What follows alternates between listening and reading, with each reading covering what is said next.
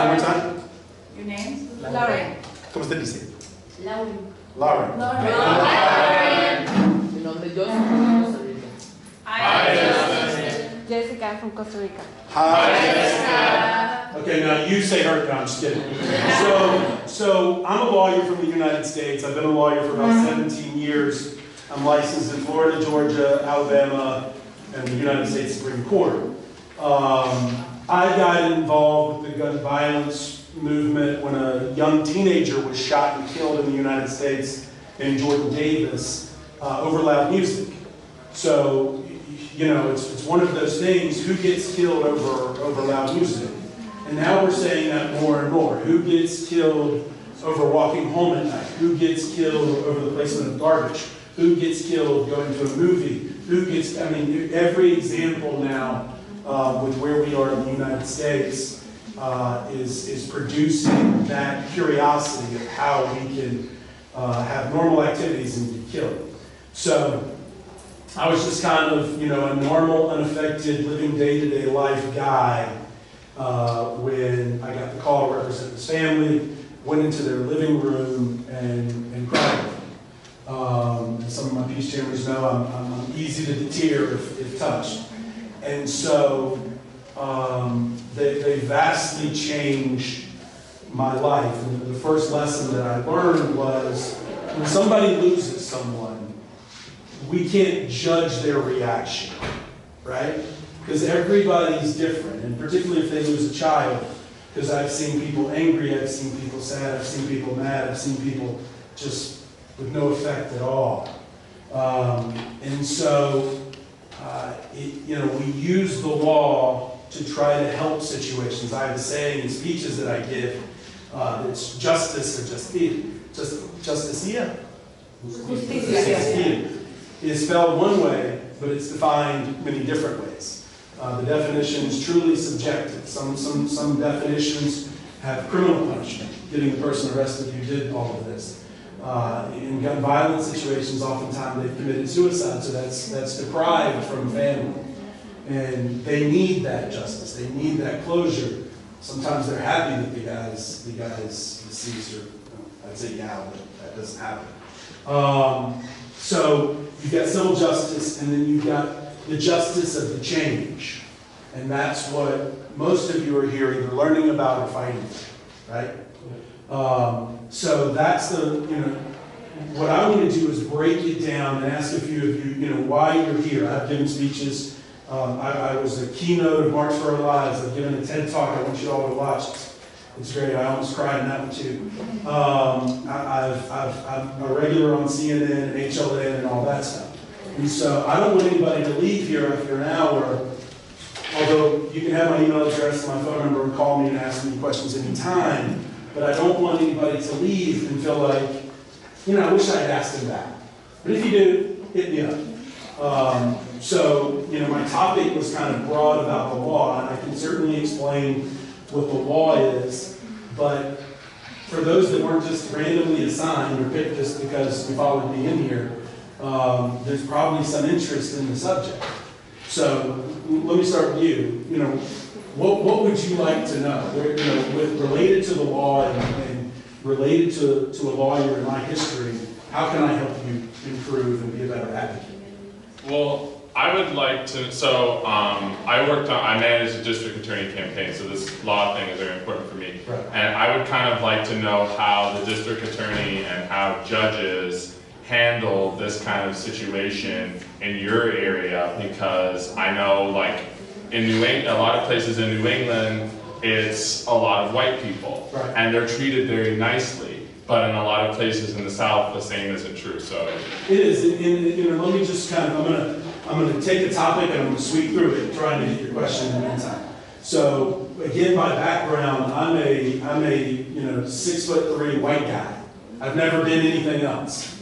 You know, when Jordan Davis's family walked into my office, so anybody that's read To Kill a Mockingbird, you've probably heard the expression about walking a mile in somebody's shoes. But what Harper Lee did is she said, crawl up in your skin and walk around. That's impossible. But we can try. You know, we are who our fathers were. your culture with presenting the feather to Dr. President Arias was one of the highlights of my day yesterday, because that's you, that's your core, and we all come from different cores. So white judges and district attorneys are the same, right? They've come through a level of privilege. They've come through this system, and there's a concept called secondary gain. They're all trying, whether it's to feed their family or to do right by others, or as we hope and aspire, some elected officials will want to help the greater good. We all have a secondary motive, right? For those in this room, largely it's making a difference. And so what we see, though, is politicians and elected officials, and of course it depends on the state. Some are elected, some are appointed. But what we see is a system that's broken, and it's perpetually broken. And it's going to take generations to get enough minorities in interest or majorities with minorities in mind to really affect change, right? In my instance, I live in the town of Jacksonville, Florida, where the African American population is 30%. And it's almost diverse. It's all, there's so much potential in Jacksonville, but the systemic, it's systemic racism, but that's a trigger for me.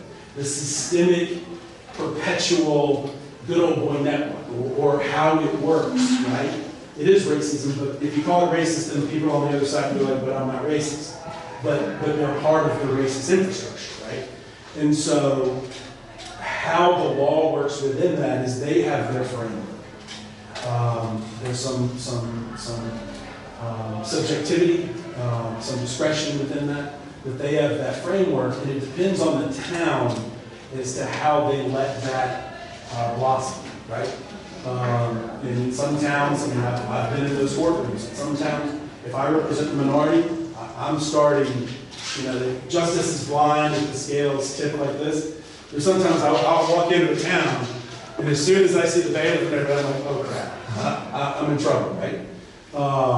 And it's getting better. There's a Avenue Q says everybody's a little bit racist, right? But it's racist in thought versus racist in action. That's really, really the most important thing. And so we've got to get judges and state attorneys and any elected official, anybody that's upholding justice, congresswomen, to understand that it's okay to acknowledge who we are. And that's the beauty about Peace Jam and coming together and getting to know one another, that there's real opportunity. Did I answer the question? Yes, okay. Very well, thank you. Okay, yes. We know the system is broken. I probably know 10 or 15 black guys, I'm 50 years old, that you get 30 years in prison for just being with the wrong person.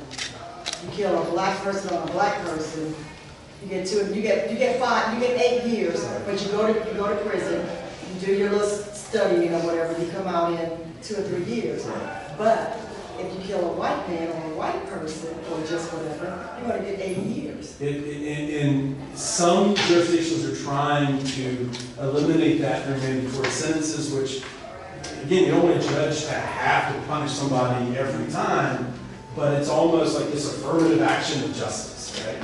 And we've seen, if we do criminal defense, I'm mainly the civil rights, wrongful death, big case guy, but my office does criminal defense. And I've had that very case where a Caucasian American from an affluent family has cocaine found in his locker. Young black boys found with a dime bag of weed. And guess who we're fighting harder for? To even get, white boy goes through diversion. Black boy is not diverted, and they keep a little bit of a mark on his record. That way the next time it's easier to put him away for long. And that's part of the hard truth. And other lawyers, like, judges would say, John, why, you're not supposed to say that. But if I don't say it, then we're stuck. And so it's 100% correct. And during our circle, the point is, well, we're not, as bad as it is, we don't fire hose. We don't have lynchings in the town square. So we are moving forward. This has got a long way to go, but we are moving forward, and some of it is just generational. It is, I know someone currently, right now, last year, he had just got out of prison. A white male told him, if you don't go rob this pharmacy, I'm gonna kill someone in your family. So he went with the white male and the white female. He wasn't the one who had the gun. He got 16 years, just got sentenced. The white female, she just got probation. The white guy, he didn't get anything. He was the one who had the gun. And John Oliver's crunched some of these statistics in his group, and with what they're paying public defenders, who typically are this guy is well known in Indianapolis. His family paid this guy $50,000. Still, he's one of the best in Indianapolis. It's frustrating to see. It is. And in doing the work that we do, we had a case this year that was covered by CNN. I've had my practice 7 years. I've lost 1.25 cases. There's a little bit in there, but I've lost one big case, and it was where police officers arrived on the scene. Again, loud music. It was across the street from the school. A parent heard Drake, didn't like Drake's F-bomb, called the police, and police showed up. By then he had closed his garage door. He was just in his man cave listening to music. Police banged on the door, they banged on the front door. He never responded, and he went to snatch open the garage door, not knowing it was police. Right. You can't see through a garage door. Put the door up, put the door down. As soon as about when the door was like this far to the ground, one officer yelled gun, the other one fired 4 times, killing him. In his own garage, orphaning 3 kids. And so we tried that case knowing we had the facts on our side. But you try them in federal court, which is the difference of having driver's licenses qualify for voters versus voter registration. And so this was an African American family we represented. The police officer was Caucasian. And a lot of people didn't take the case. We tried it, and in the panel of 30 jurors, there were a couple of African Americans that showed up. And the first one's brother was a member of the St. Lucie County Sheriff's Office. So we said, almost no. The next African American, and then was a sister who just flat said, I don't think justice is fair. And what I wanted to scream at her was, it's certainly less fair if we don't have your voice. I couldn't say that in federal court. And so the deck was stacked, but we still thought we had a chance. And after a 6-day trial with 31 live witnesses, the jury came back with a $4 verdict for the family. $4. $1 for each kid for pain and suffering, and $1 for funeral. Oh my God. And so when we left the courtroom, we hung our head. The family wanted the story told, and so there was some justice is spelled one way defined differently. So that they were happy that the story was told, and they knew the system was stacked. And so we walked out, and as we rounded the corner, there was a group of St. Lucie County Sheriff's officers standing around their car with guns, just smiling at us. Oh my God. And my car was parked right next to them, and I did the immature thing, and I turned my music all the way up. And I promise this wasn't intended, but it just so happened Easy E was playing on Shade 45 on XM, and so we rolled out as a team and as a family, and sent the message, and it's up for appeal. Because their expert, lied on the stand about when his father died. So this is how it perpetuates, right? So their expert. They flew him out from Canada to talk about U.S. law, and he testified. well for 45 minutes, answered every question the defense asked him. And I got up there, and he's like, sir, I'm hard of hearing. So I'm like, okay, I can modulate. So I modulated and said, sir, blah, blah, blah, blah, blah. And what ultimately, about 10 questions in, I asked him just how much he had billed the city of St. Louis. And I'd asked him that question in deposition, and he didn't have an answer. And that's an easy math. That's easy math. And he said, I don't have that number for you today. I said, why don't you I asked this question before. I've asked this question now. Why don't you have that answer? And he said, well, my father died a couple of weeks ago. And so now I'm in this precarious position of I'm either the bad guy, and I grilled this guy who just lost his father. Granted, he was 60-something years old, but it's not necessarily the equation. And so I said, I'm sorry, I didn't know. He said, of course you didn't know. And, we still talked about why he didn't do the math kind of beforehand. And I didn't feel, that didn't sit well with me. There's plenty of reasons why we appealed. It changed the story about where Mr. Hill's hands were. But I got home, and his father, you can look up obituaries, and his father had died 2 months before, not 2 weeks before. And some people said, you shouldn't pick on him about that. I said, that's a material fact, and we'll let the appellate court decide what to do with it. But when you can have the jurors stacked, and federally appointed judges, and voter laws that aren't fair, and your witnesses get to come in and play loose and fast, it's why people are upset about the system. And after that case happened, the New York Times called, and I didn't call them back immediately. And I said, look, I haven't lost a case. And so if I return this call, I'm going to broadcast nationally that I'm a loser. And I talked to my wife about it, and she said, you lost fighting. And so I called the New York Times back, I called CNN back, I called every single one of them and said, and CNN brought it up as the attorney says black lives don't matter in the eyes of justice sometimes.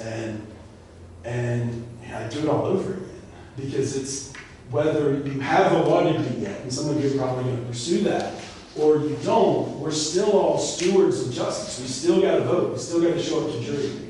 So, that's yes, ma'am. As a lawyer, how has the Heller decision impacted your cases? So, federal Supreme Court cases, U.S. Supreme Court cases generally haven't yet. So those cases are decided on such finite issues that it really doesn't get into the overall settlement. Kind of as a side note, the advocacy work, certainly Heller and his progeny are things we look at. There's a case to come, with Stand Your Ground. We're waiting for these certain facts to happen related to civil immunity that we can probably shoot up to the U.S. Supreme Court. But there's what it does with the Second Amendment doesn't necessarily affect anything on the trial court level yet. So, yes. So when you have results like that, where police use deadly force, and I understand there are some risky positions, dangerous positions, certainly, and they need to be able to defend themselves. Does as a result of some of these cases going after the laws and the use of force within the police, because I feel like sometimes they're too quick to use it, but that's just me on the outside. I don't know. It's real tough, and I have Sheriff William Selfin member, right, pursuing his department, and my local sheriff and mayor, frankly, and they are in a tough position. The example that happened last week is Volusia County Sheriff's Office, Daytona, greatest beach in the world, right? Their police force has had some excessive aggression, but they tweeted, they tweeted out, we're accepting applications for police officers, and not only that, we'll pay you $13 an hour to go to school. And so here you're soliciting from the general body and paying for their education without necessarily concern as to whether they will be good community policemen and women. Our army does that though. Our army does do that, and that's We value the lives that we try to have work for us. Correct. I think that's significant. All the men on my mother's side of the family have been in the Air Force, and my mom always made it a point to state that there's a reason for that. You have to be educated. Your life actually matters in certain branches of our military, whereas the overarching army, in many ways, it doesn't. I mean, starting my sophomore year of high school, people would come in and try to get people to join the army, not the Marines, not to be a sharpshooter. I mean, we're talking about a specific set where you go in on the ground and your potential to be a prisoner of war, like John McCain, is through the roof.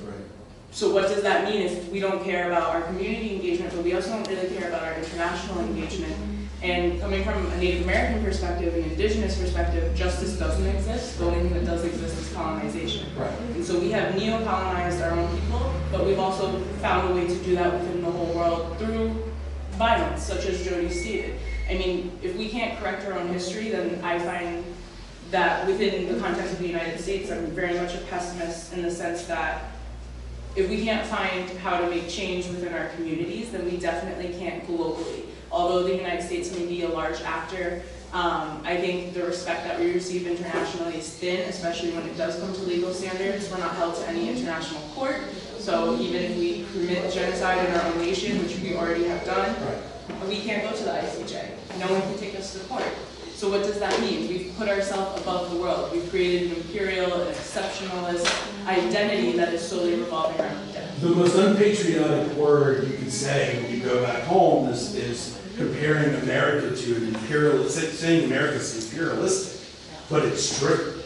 And you know, statistics like President Harris and Jody said, you know, if it's true that we've only had 4 non-conflict years in our country's history, my God, we're so racist. With one college, one undergrad. Right, and so, but, you know, in the room, Rob is a former defense guy, and he's talking about, you know, where he sold a bomb that ultimately, not specifically, but generally, sold a bomb that was used in domestic violence and blew up a bus. That's terrorism. And he last night he was telling us, you know, about the grief that he had, and that led to the switch that now he sees the light, so to speak. Jordan Davis showed you the light. But it's going to be hard to have 325 million people, or whatever it is today, to see the light. And so, you know, you got Poe doing, you know, Newtown. Like, it takes all of us to do it. But I'll tell you what, and Albert and Mel can agree, we never thought those thoughts. We never analyzed whether America was imperialistic.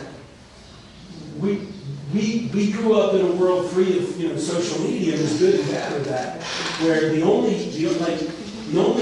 thing that I remember, like we had fire drills, but during, you know, the Reagan, I'm 43, during the, you know, Reagan Cold War, like occasionally we put our duck and cover nuclear bomb, you know, fear. Oh, yeah. It wasn't a terrorist who's going to come in and shoot up children.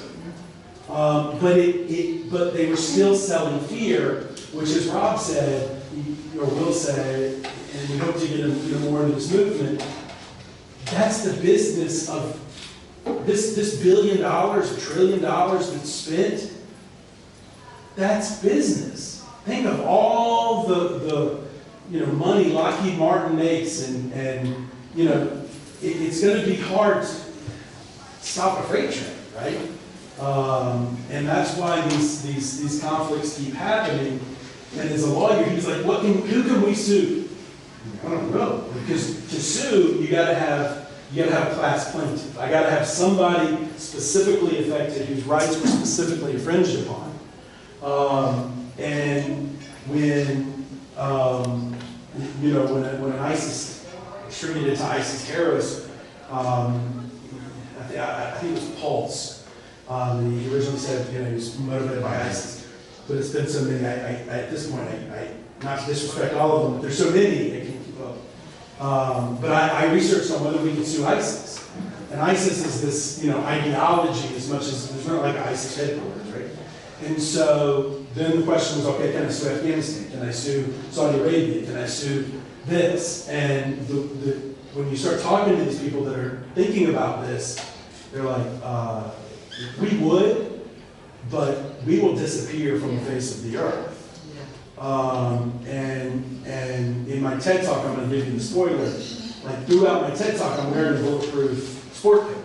And at the end, I drop it. I drop it on the ground and I say, we can't live in a life where civil rights lawyers are motivated by fear of being shot. And the reason I did is because I had a death threat going into Michael Dunn's first trial, where they said I wouldn't make it as a white guy representing a black family through the end of trial. In 2015.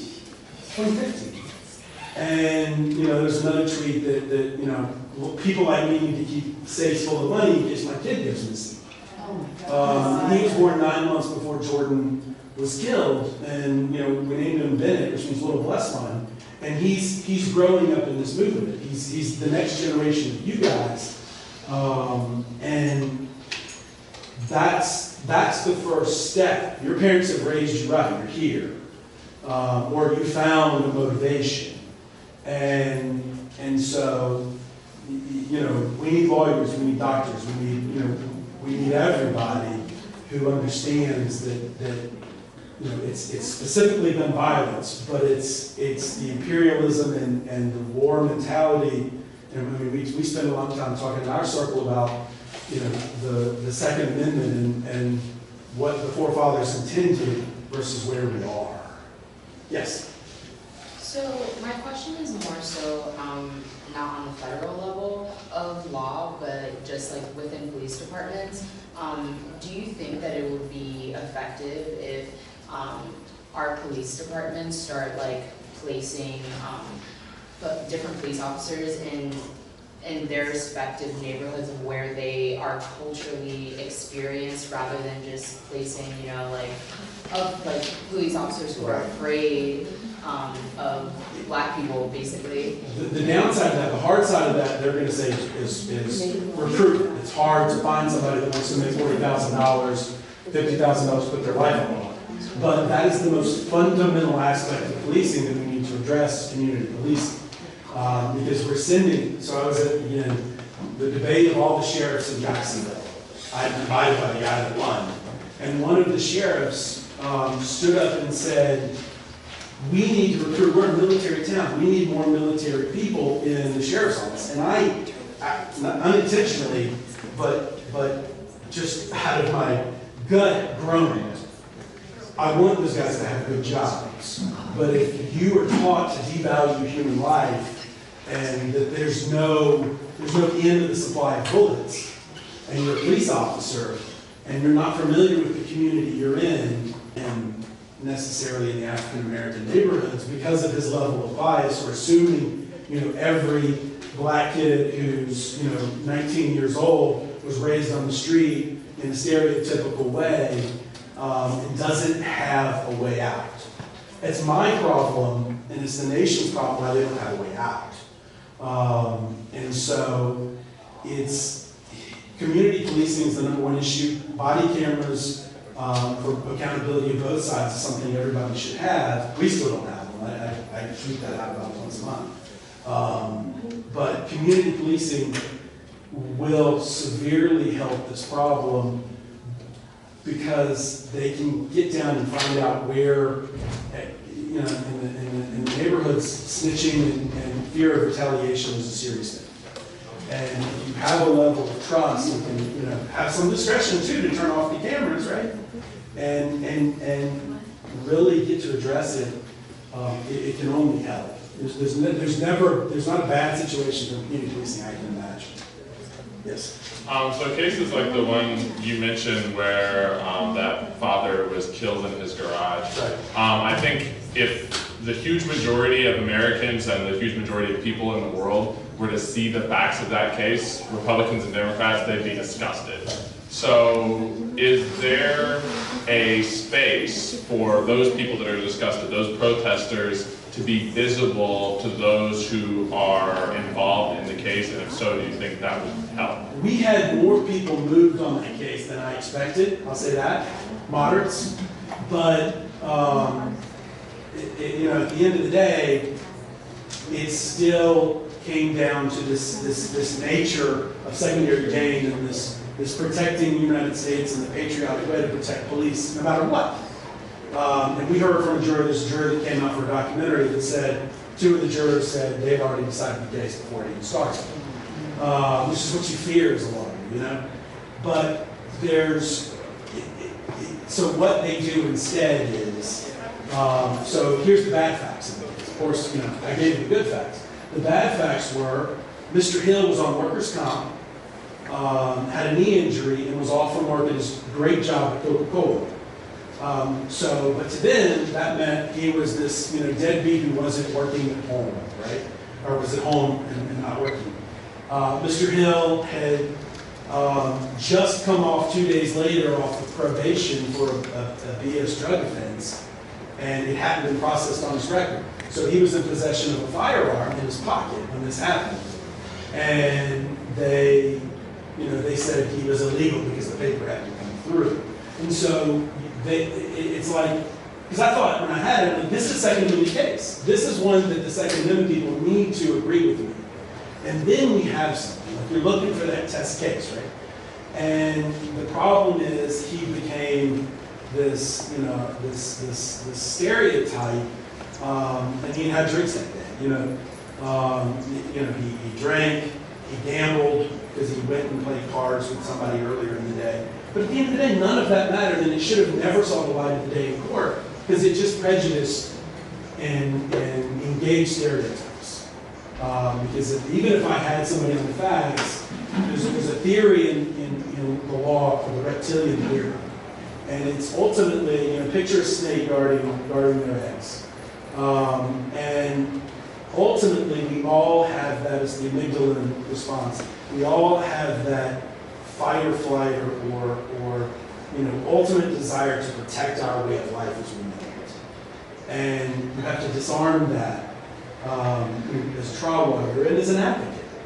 And it's tough. You know, there's books written about, you know, the reptilian theory, but it's easy to re-engage and have somebody just protect their nature and their cops. And if I had to do it all over again, I think I would have been denied. But trying that case in St. Lucie County against St. Lucie County Sheriff's Office was my biggest problem that I thought facts could transcend. I thought justice could overcome the difference. And you know, it's not just the law, dummy, you know, to myself. It's this bigger picture.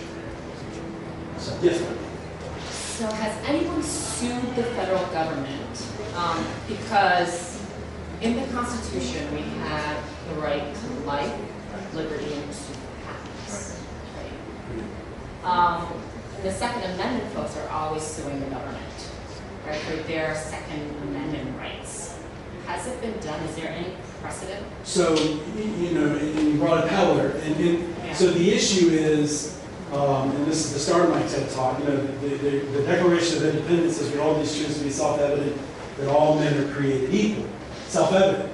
And when it started, you know, 2 days before, it was, we hold these truths to be sacred and undeniable. And I got in an argument with my aide-de-camp, my assistant, because he wanted to say that Benjamin Franklin wanted this self-evident standard because it was self-proving. And I said, but it's not so. Sacred and undeniable, and I get it, there's a religious issue, but it comes from the gut. And then, you know, Benjamin Franklin, Lincoln said during the Gettysburg Address, you know, that the proposition of equality had not yet been met. And so we've always been struggling onto, you know, civil rights, major civil rights era issues. And to answer your question, the problem is there's so much bad law and bad precedent that supports those that love the gun that it's hard to break in and just sue. Plus you have the concept of sovereign immunity that generally prohibits both federal and state governments from being sued. is I represent Omarosa. But, you know, Omarosa has been sued by Trump largely for this fundamental issue of she had tapes, right? And what Trump has done is they have people sign a non-disclosure agreement before they enter the White House. Then they're in the White House, and they sometimes put a non-disclosure agreement in, but they generally, you can or can't sign it, but either way it doesn't matter because you're a government employee. And then if you get fired, or if you're on the outs, President's family calls and says, we're going to put you back in the campaign. We're going to pay you $10,000 a month, $15,000 a month to be back in the campaign, but guess what? You have this 12-page NDA that we want you to sign. And it's creating a vacuum of information from the White House. And so forget who Omarosa is for a second. The fact is, she has recordings that they don't like. And they sued her in arbitration. We're about to file a lawsuit taking it to the Southern District of New York. Because this can't happen. Particularly, this can't happen by a renegade president. He doesn't get to make rules. And so, you know, but again, we can't sue the government. We sue the campaign in that instance. It's a private individual, but it's a private instance. But it's real complex, and we've to have any case precedent or not. I'm constantly looking for it, but then who pays for it, right? I mean, that's the issue. We've got a couple of cases that we're challenging standard ground law, and my firm's funding them. But it's tough business out there. So I need more other cases to be able to have this proceed. But we need more people who are energized within the movement. We need you and your kid to keep inspiring people into this. Yes. So I remember the Jordan boy a few years ago. I remember, seeing it on the news. Whatever happened to the man at the gas station? So there were two trials. In the first trial, they charged him with the murder of Jordan Davis and the attempted murder of 3 boys. Mike Dunn, the last words heard from him by an independent party were, "You're not going to talk to me like that. You're not going to threaten me like that. You're not going to point a gun at me like that." And so they had the first trial, and they found Dunn guilty on the attempted murder because he fired 3 shots, 4 shots, then got out of his car, got in the shooter's stance, and shot at the vehicle while it went away. So there's your attempted murder. That was easy.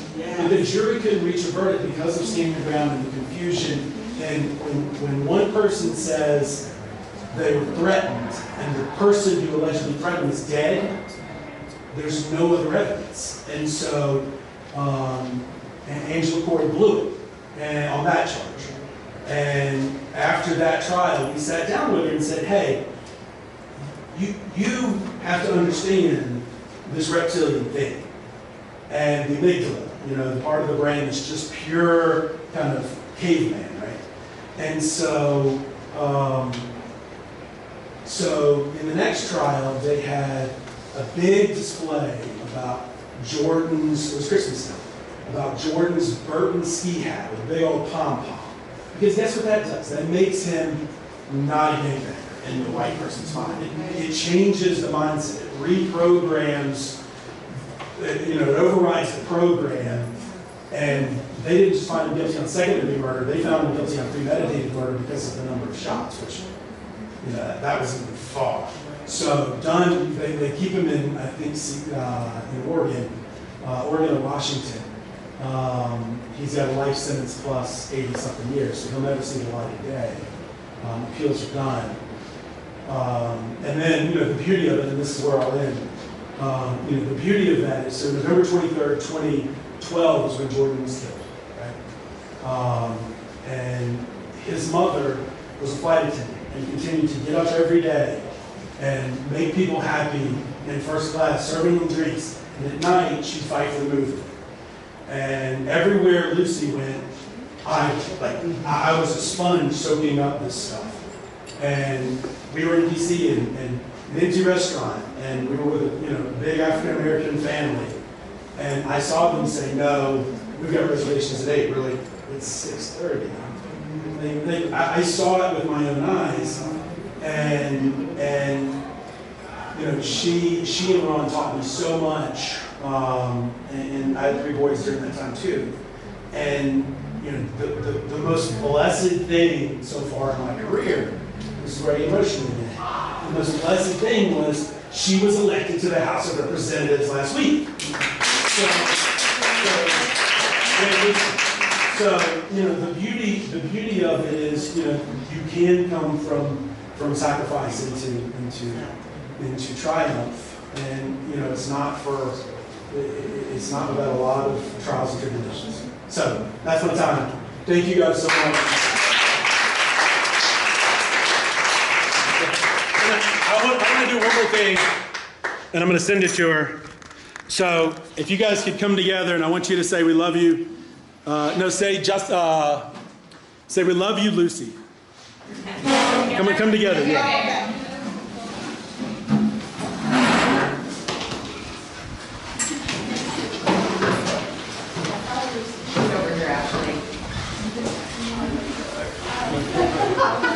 Or say congratulations, Lucy. Okay. All right. 1, 2, 3. Congratulations, Lucy! All right, all right, one more.